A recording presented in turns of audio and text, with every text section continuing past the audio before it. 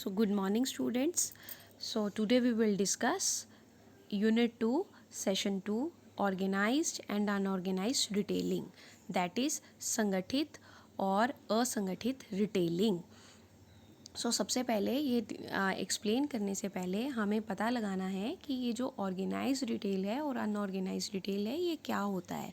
तो organise retailing का मतलब है संगठित रिटेल. संगठित रिटेल का मतलब है कि जिसमें जो भी आपका रिटेल सेक्टर है वो गवर्नमेंट के अंदर रजिस्टर्ड होगा, ठीक है. और फिर जो भी आपकी रिटेल स्टोर्स हैं उनको गवर्नमेंट के अंदर अपने आप को पंजीकृत करवाना पड़ता है. और वहाँ पे जितने भी कर्मचारी, जितने भी वर्कर्स काम कर रहे हैं उनकी सैलरीज जो हैं वो फिक्स होती हैं और उनको कभी भी जॉब से नहीं निकाला जा सकता. और उनके वर्किंग आवर्स भी जो हैं वो फिक्स होंगे, मतलब काम करने के घंटे भी उनके फिक्स होंगे.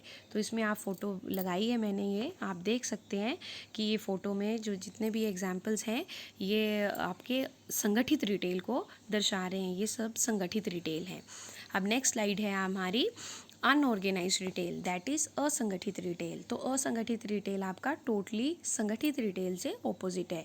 मींस जैसे संगठित रिटेल में मैंने आपको बताया कि वो वैज्ञानिक तौर तरीके से चलाया जाता है, वहाँ पे सरकारी कानूनों को फॉलो किया जाता है, वहाँ पे लोगों के वर्किंग आवर फिक्स होते हैं, वहाँ पे उनकी जॉब सिक्योरिटी होती है. तो unorganize retailing is totally opposite to the organize retail. Means यहाँ पे ऐसा कुछ भी नहीं है, यहाँ पे वर्किंग आवर फिक्स नहीं होंगे, यहाँ पे आपको कभी भी कितने भी घंटे काम करना पड़ सकता है.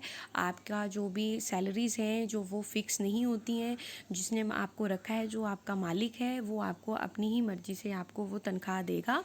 और इसमें जो है वो किसी भी तरह की सरकारी पंजीकृत करवाने की ज़रूरत अपने रिटेल स्टोर को नहीं है. तो ये है आपका असंगठित रिटेल. अब इसके बाद हम पढ़ेंगे कि डिफरेंस क्या है दोनों के बीच में, संगठित और असंगठित रिटेल के बीच में. तो ये डिफरेंस जो है वो हम एक चार्ट के द्वारा यहाँ पढ़ लेते हैं.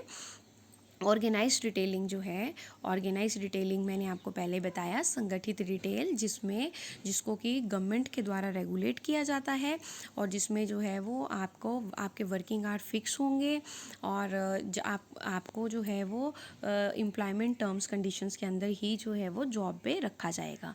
जबकि असंगठित रिटेल में ऐसा कुछ नहीं है. ये जो रिटेलिंग है इसमें गवर्नमेंट के अंदर जो है वो रेगुलेट नहीं की, गवर्नमेंट के अंदर आपको पंजीकृत नहीं करवाना पड़ता, इसको गवर्नमेंट रेगुलेट नहीं करती है. इसमें कोई भी जो है वो काम के घंटे फिक्स नहीं होते हैं, वर्किंग आवर्स जो हैं वो यहाँ फिक्स नहीं होते. नेक्स्ट आता है आपका कि नेक्स्ट डिफरेंस है कि ऑर्गेनाइज रिटेलिंग में बहुत से एक्ट हैं जो फॉलो करने पड़ते हैं गवर्नमेंट के, जैसे बोनस एक्ट हो गया, फैक्ट्रीज एक्ट हो गया, मिनिमम वेजेस एक्ट हो गया. बट अनऑर्गेनाइज रिटेल में इस तरह का कोई भी एक्ट जो है वो नहीं लगाया जाता. नेक्स्ट थर्ड आता है आपका डिफरेंस कि ऑर्गेनाइज सेक्टर में जो है वो रूल्स को स्ट्रिक्टली फ़ॉलो किया जाता है, गवर्नमेंट्स के रूल्स को फॉलो किया जाता है. मतलब जितने भी सरकारी कानूनी मतलब जितने भी नियम हैं उनको फॉलो किया जाता है. जबकि अनऑर्गेनाइज सेक्टर में कोई भी रूल्स को फॉलो करने की ज़रूरत नहीं है, क्योंकि वो गवर्नमेंट के द्वारा गवर्न नहीं किया जाता. ऑर्गेनाइज सेक्टर में नेक्स्ट है कि रेगुलर मंथली सैलरी मिलती है जितने भी हमारे एम्प्लॉइज़ हैं उनको, और जबकि अनऑर्गेनाइज सेक्टर में डेली वेजेस पे कर्मचारियों को रखा जाता है. देन थर्ड आ गया कि संगठित रिटेल में जॉब सिक्योरिटी होती है.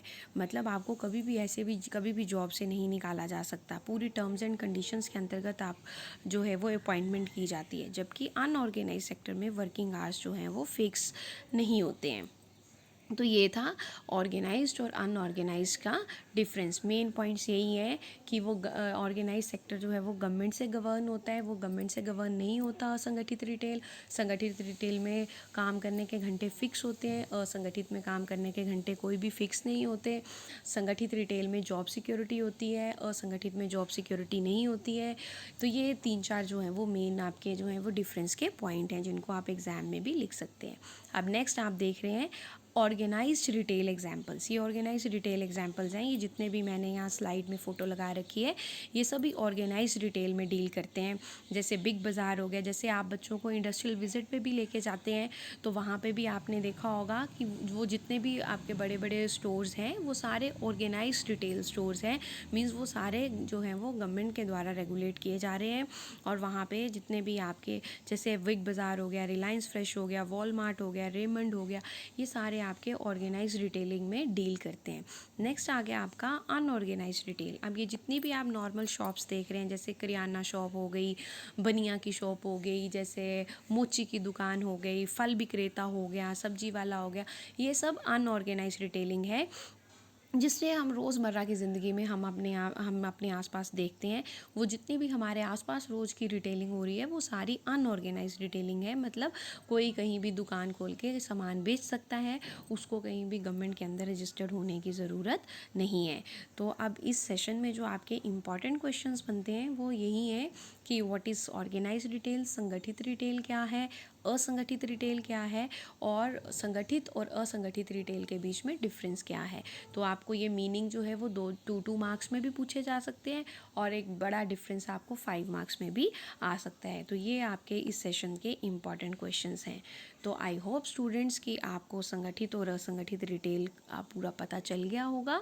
तो ज़रूरी नहीं है कि जो स्लाइड्स में लिखा है आपने उसी को ही क्रैम करके उसी को रट के आपने लिखना है या समझना है। आप वीडियो को सुनिए, जो मैं बोल रही हूँ वो आप अगर ध्यान से सुनेंगे तो आप उसको अपनी लैंग्वेज में आराम से लिख सकते हैं। Thank you very much students.